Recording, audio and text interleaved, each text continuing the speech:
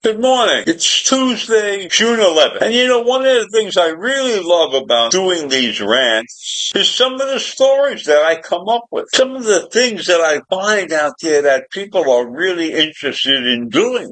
And so here's a great story about a couple that are trash fishermen. This is a couple that has some kind of apparatus that they can throw into the water with a huge magnet at the end of it, and it pulls junk out of the bay. Now, the fishing area that these people are doing this trash fishing, I will call it, is in Bayside, Queens. And that's where they live, in Bayside, Queens. And they showed this couple fishing in this news clip that I was watching. And they had this big magnet at the end, as I told you, at the end of this rope or fishing line or whatever it was. And they were pulling objects out of the bay that people had thrown in there. They pulled out bed springs and chairs and other types of metal that had been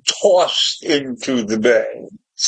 And so they were doing a job that they felt was important, keeping the bay clean. And in any event, what happened this one particular day is they pulled a box out, and it was a metal box. And it's the kind of box that usually carries cash in it. And when they opened this box, that's what they found. Supposedly $100,000 of cash in this box that they pulled out of the bay. So that was great.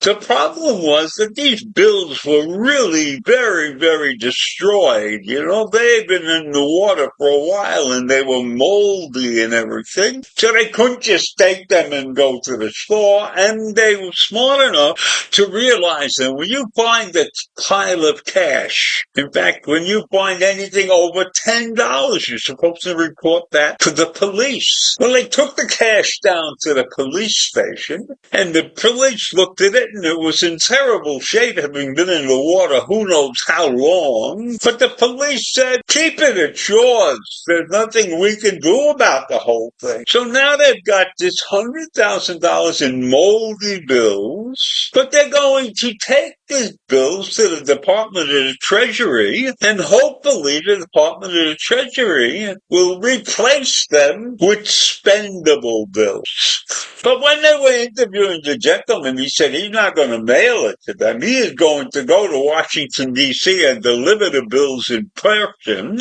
because he doesn't trust the mail with his bills. And they're in bad shape, so probably they could get damaged even more. But maybe it'll give them something to do besides fishing in the bay. Anyhow, when they were discussing what they're going to do with this money, I found it very interesting that they said they were going to leave the city. They got the $100,000. They were going to leave to find a place where they could live a better life. Well, what could be a better life than fishing in the bay and finding $100,000? But they felt that city life was not for them anymore, and that they would go out in the suburbs somewhere and find out, and live there. But, you have to realize that the suburbs are not the easiest place to live in either. It's expensive to live in the suburbs. So if you're not making a good living, then living in the suburbs is not the place to be. But in any event, they were a very nice young couple, and they had found this treasure doing something good because they were trying to keep the bay clean,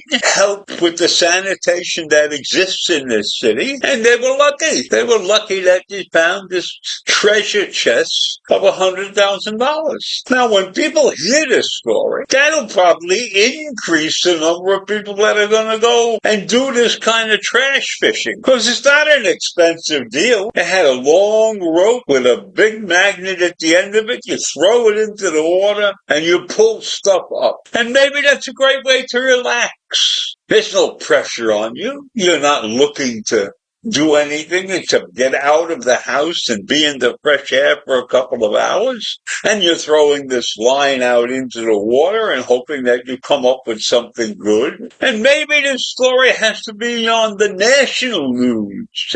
And so it'll encourage more and more people to help keep our waterways clean. Because when you saw the pictures of the stuff that this person was pulling out of the water, it's incredible the amount of stuff that people throw into the public waters. That's a disgrace in and of itself. So I'm really happy that this couple has got $100,000 windfall because they're doing a good deed for the city, helping the city keep its waters clean. I don't know how many other people are out there doing the same thing, but kudos to those people that make that an activity that they enjoy. It gives them a couple of hours out in the fresh air and they feel that they're doing a good deed for themselves and for the city. So this couple was lucky. They hit the jackpot, so to speak.